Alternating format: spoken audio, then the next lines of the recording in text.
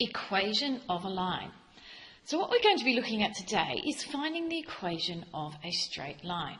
And the first part of this example says, what is the gradient of this line? So here is my line in blue, and I can just see I've got 2 points, and I'm just going to label that. Here's a point here, so that is the point 2, because the x part's 2 and the y part is 4, so that's the point 2, 4.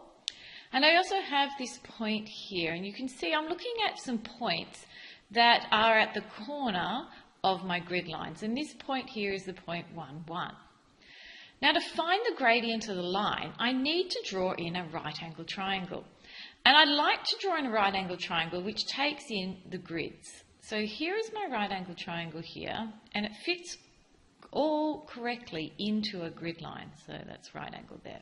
I'm not very good with straight lines.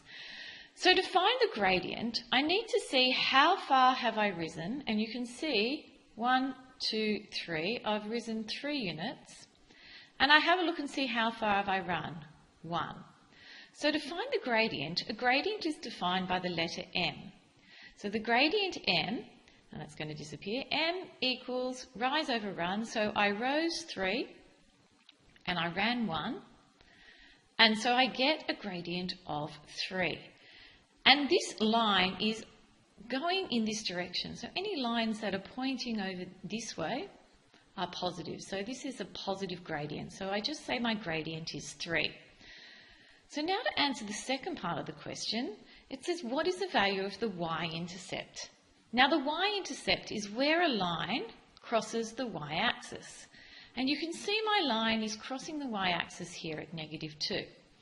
Now the y-intercept is defined as the letter c. So in this case, c equals -2. And the very last part of this question is, what is the equation of the line?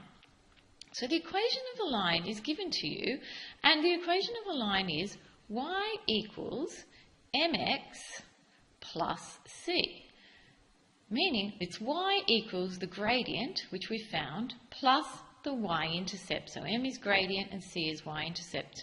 So now to find part c of this question, I'm just going to place in those numbers. So it's going to be y equals gradient, which is 3x, plus c. Now c is -2, so I'm just going to write that as -2. And that's all that is involved in finding the equation of a line. Hope you've enjoyed this, and come back for some more videos for some more examples.